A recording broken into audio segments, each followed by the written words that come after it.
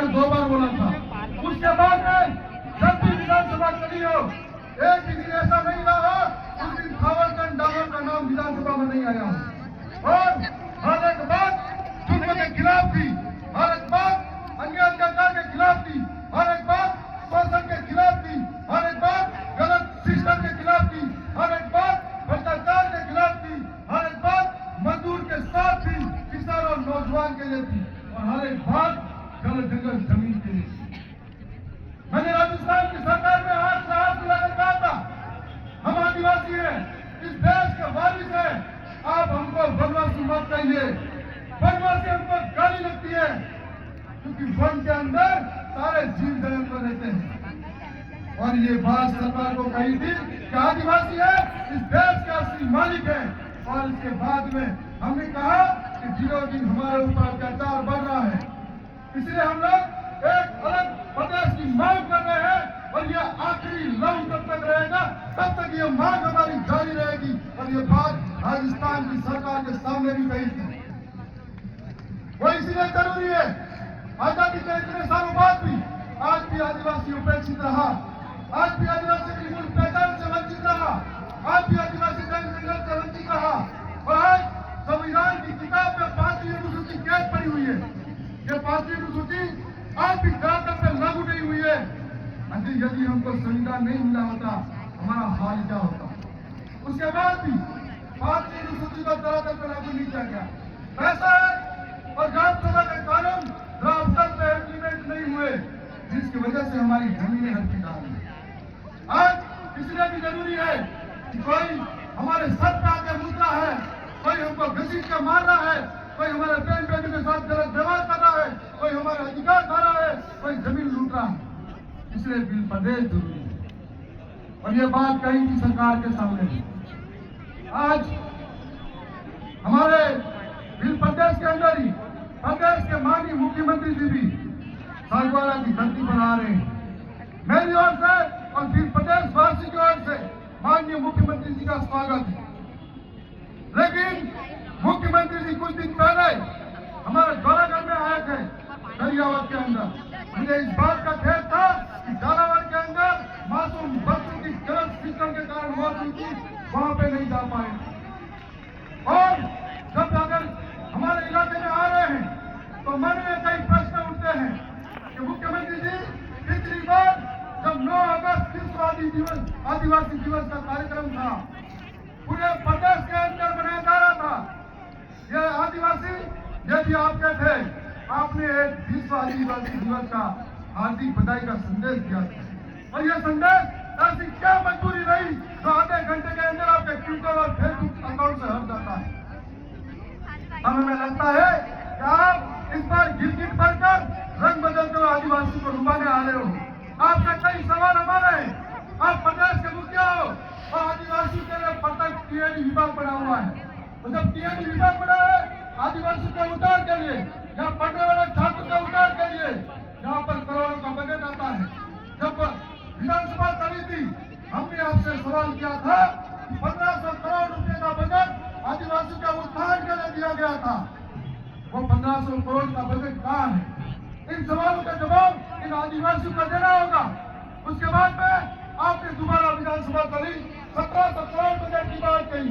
वो 1700 करोड़ का बजट कहाँ है? उसके बाद में सदन के अंदर लड़ाई लड़ी, उदयपुर जिला मुख्यालय जाकर फिर से लड़ाई लड़ी, और अभी हमारी लड़ाई जारी है।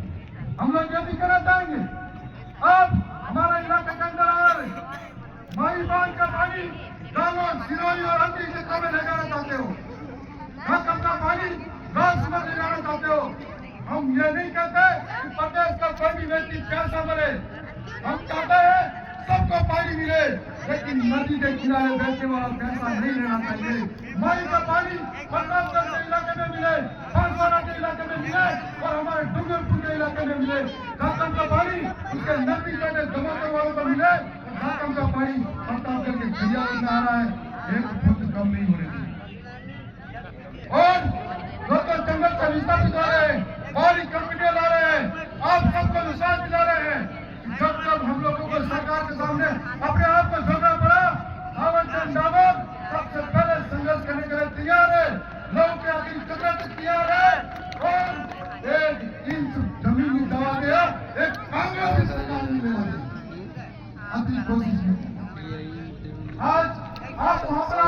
हमारे कई और सवाल है, क्या पार्टी अनुसूचित से क्या करना चाहते हो? हमारा सवाल ये है कि झालावाड़ के अंदर जो हादसा हुआ और हम सबके जो इंसान था उसके अंदर इंसानियत थी, वो हमें सच आया था। झालावाड़ की घटना के बाद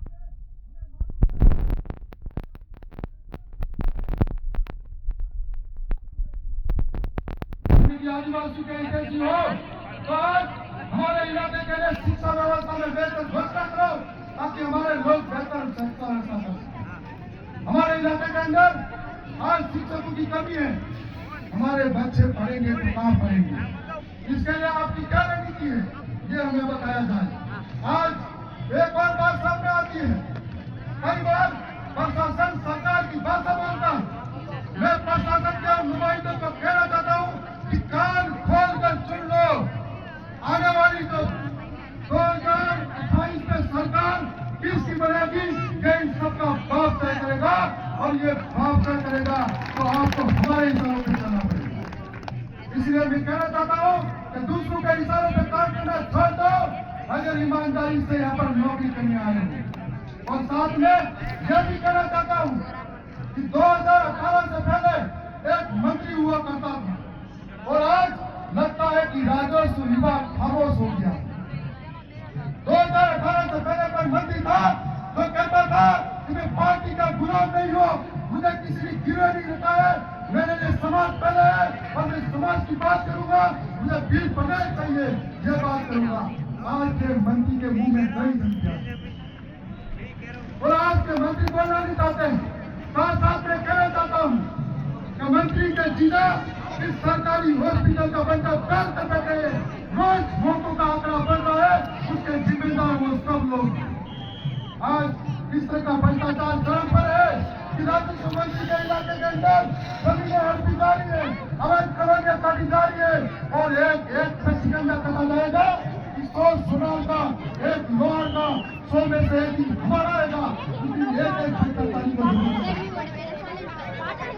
आज बहुत सारी बातें मेरे पास कि 2018 से पहले माननीय नंदलाल सिंह मीणा मंत्री रहा करते थे। ट्राइबल इलाके के अंदर ट्राइबल एडवाइजर काउंसिल होती है और ट्राइबल एडवाइजर काउंसिल मतलब आदिवासी की सलाहकार समिति होती है। ये सलाहकार समिति आदिवासियों के लिए बजट होगा और किस पर खर्च किया जाएगा और किस योजना में खर्च किया जाएगा, ट्राइबल एडवाइजर कमेटी का काम। कभी आदिवासी